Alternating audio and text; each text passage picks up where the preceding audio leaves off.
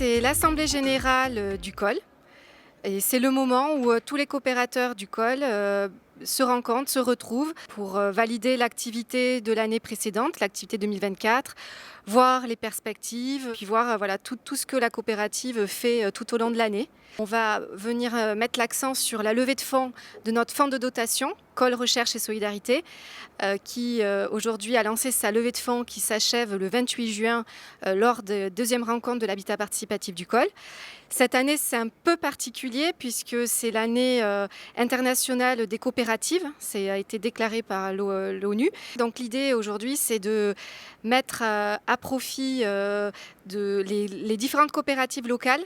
Donc on aura la chance d'avoir une table ronde en fin d'assemblée générale dédiée aux coopératives et voir c'est quoi le dénominateur commun de la coopérative, quel que soit le secteur d'activité.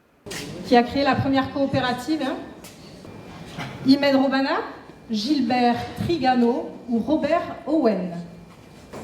Robert Owen, 18 personnes ont bien répondu. Chayoa, bravo Chayoa. Alors, je m'appelle Olivier Irigoyen. Je suis cofondateur de la SIC Pachama.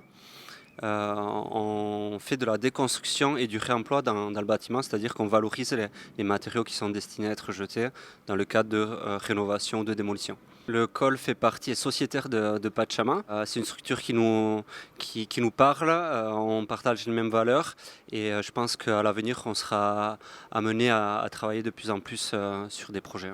Je m'appelle Marion Pichery, je travaille à Enarguia, une coopérative d'intérêt collectif qui est fournisseur d'électricité renouvelable au Pays Basque local. Et je suis aussi présidente de la coopérative AUPA, qui est une coopérative d'autopartage. Donc ça c'est à titre bénévole. Voilà.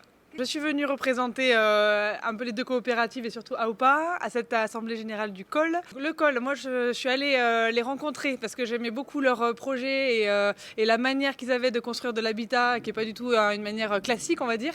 Et donc je suis allée rencontrer Imed Robana pour lui présenter ce projet et lui dire qu'on aimerait bien avoir le col dans notre conseil d'administration. Et donc il a accepté à notre grande joie pour prendre part aux décisions et à l'avancée de la stratégie du développement de la coopérative.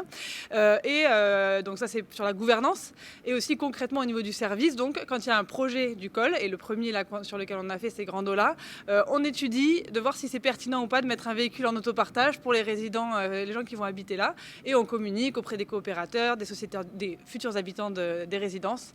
Voilà.